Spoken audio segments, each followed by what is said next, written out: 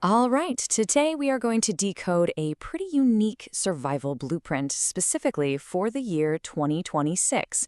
Now, this is not your typical forecast. We're going to dive deep into an ancient system of cosmology to really understand a very modern set of challenges and, maybe more importantly, a practical plan to navigate them. So let's break down what this ancient system is trying to tell us. So what on earth does that actually mean, right? Well, according to classical Chinese cosmology, every single year has its own unique energetic signature. You can kind of think of it like a cosmic weather forecast. And for 2026, the forecast is, well, it's stormy. It's a year that's really defined by conflict, where the cold, descending energy of water is set to clash directly with the hot, rising energy of fire. And this isn't just some abstract metaphor. It's a framework for predicting some serious volatility. And this brings us to this really fascinating modern paradox. I mean, think about it. We have built our homes to be these perfect shields against the elements. Always cool, always warm, always perfectly comfortable. But what if that very comfort, that perfect shield we've created, is actually making us more vulnerable to the very shocks that a year like 2026 is predicted to bring?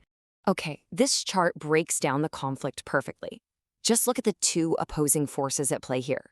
The entire year has this background theme of excess water energy, which means a baseline of cold and damp.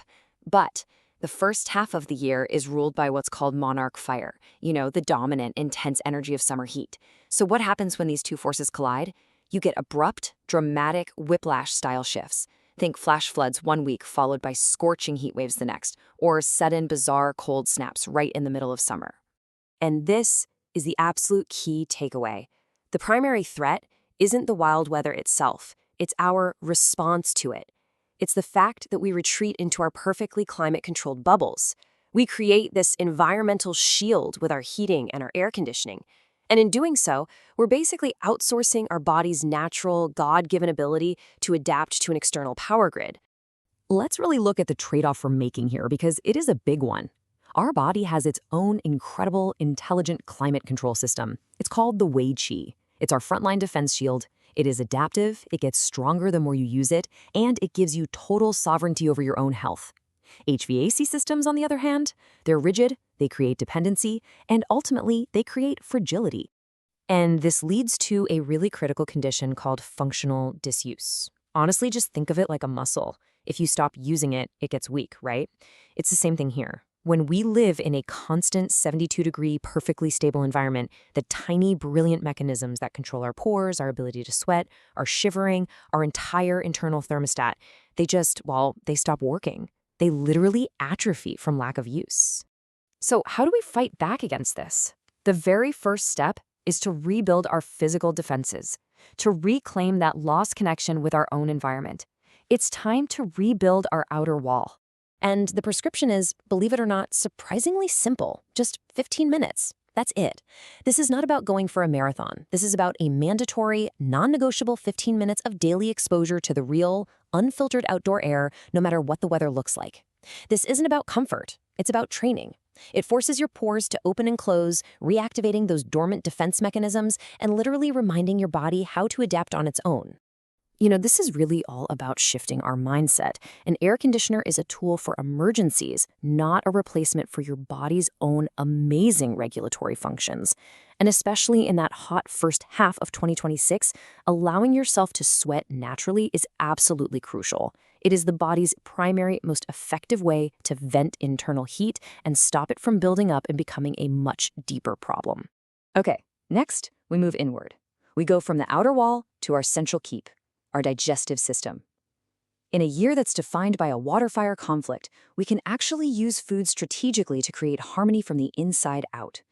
Let's talk about the thermal exchange diet. And this whole strategy isn't some new fad. It is grounded in a timeless, foundational principle from the Yellow Emperor's classic of medicine. Grains are the bedrock of our health. They provide that stable, nourishing earth energy that our body desperately needs to stay centered, especially when there's chaos all around us. Now, this is a brilliant and incredibly simple technique, especially for breakfast. You start with a base of hot grain porridge, oats, millet, whatever you like. That's your earth and fire element. Then you pour cold milk, that's your water element, directly into the hot porridge. And finally, you add a catalyst, a little pinch of warming cinnamon or ginger to ignite the fusion. What's happening here is basically pure elemental alchemy right in your breakfast bowl. The intense heat of the porridge instantly neutralizes the cold, damp nature of the milk, which, let's be honest, can sometimes be hard on the digestive system. The warming spices act like a catalyst to bring it all together. The result is a perfectly balanced meal that creates what's known as water-fire harmony, which directly counters the year's chaotic energy and builds your core resilience from the inside. This is a game changer for kids. And here are a few other specific power foods to keep in your arsenal for 2026. Azuki bean and winter melon soup is specifically recommended to counteract that dampness and support the heart. Lamb is fantastic for warming the body's core, and toasted bread or crackers, and listen, the key here is the dryness from toasting. They really help your digestive system, your spleen, to dry up any of that internal dampness that might be hanging around. Now we come to the third pillar of our defense plan: sleep. But look, this isn't just about getting enough hours in. It's about a critical nightly reboot sequence that has to happen at the right time to recharge our entire defensive network. To really get why timing is everything, we have to revisit that Wei Qi cycle. Think of it like this. During the day, this defensive energy is like a security patrol on the surface of our body, protecting us from everything coming at us. But at night, it retreats deep inside, into our organs, to perform critical repair and recharging functions. It's the night crew. And this timeline shows you the most crucial part of that whole nightly cycle. That window between 11 p.m. and 1 a.m., known as Zishi, it's completely non-negotiable. This is when your defensive energy dives deep into the kidneys, the organ system that stores your deepest energy reserves, your core battery. Missing this window is like skipping the nightly recharge for your phone. You're just starting the next day with a depleted charge. So the rule for 2026 is simple and it is absolute. You have to institute a Zishi Curfew. That means lights out before 10:30 p.m. This ensures you are deep asleep during that critical recharge window, which effectively locks in your core energy and gives your entire defense system the fuel it needs to face whatever the next day throws at it. The final pillar of our plan, it isn't physical at all. It's about forging emotional armor. Because that water-fire conflict of 2026, it's not just going to manifest in the weather, it's going to show up in our minds too. You see, the year's energetics create a really specific emotional battlefield. That excess fire element, it can manifest as agitation, anxiety, that restless can't sit still feeling. And at the exact same time, the dominant water energy is linked to fear and even panic. This constant push and pull can be incredibly draining. It literally burns our energy from both ends. So building resilience against this takes conscious practice. A digital sunset, no screens before bed, helps calm that agitating fire element that keeps us all wired at night. Cultivating inner stability means teaching yourself and your kids not to let the water element's fear and panic pull you under when chaos erupts. And finally, just seeking out genuine stillness helps counter the turbulent energy of the year. It lets us gather our scattered spirit and reinforce our core.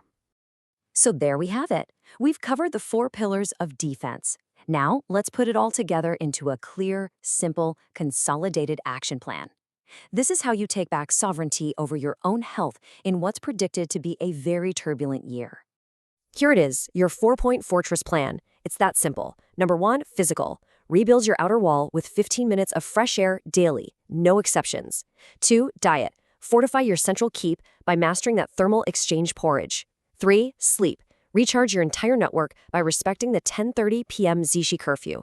And number 4, mind. Protect your command center by practicing a digital sunset.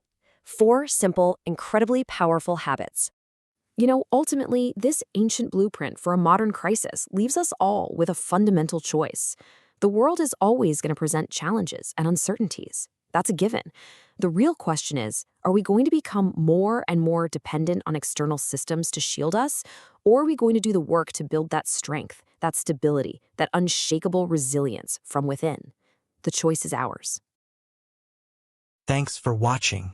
If you found this helpful, please give it a thumbs up and subscribe for more practical health strategies. See you in the next video.